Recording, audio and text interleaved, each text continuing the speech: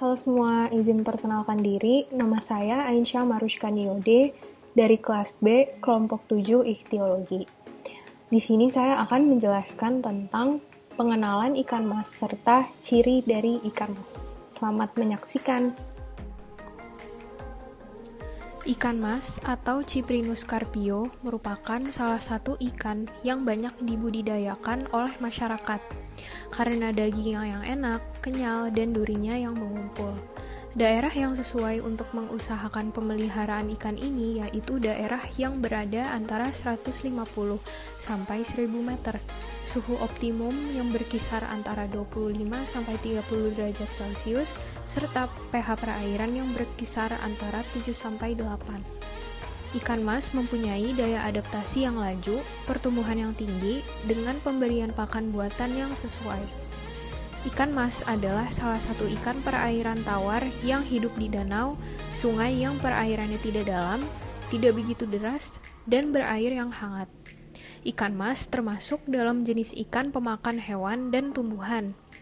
Ikan mas bersifat pemakan jasad dasar atau bottom feeders.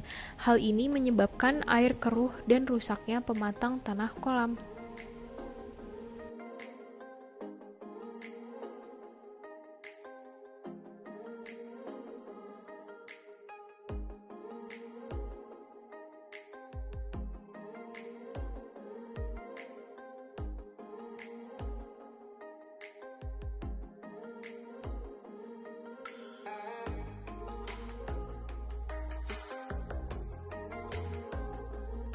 Keras dan bagian akhirnya bergerigi.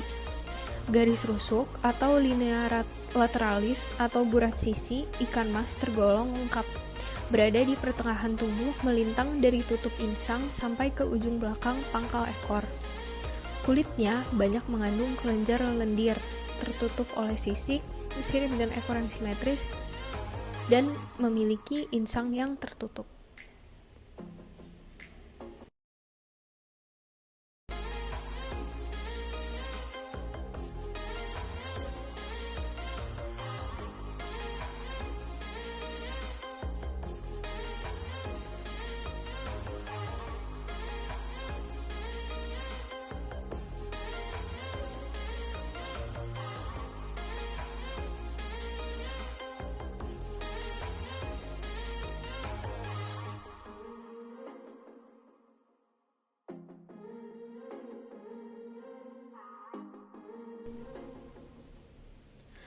Tubuh ikan mas berbentuk agak panjang dan sedikit pipih ke samping.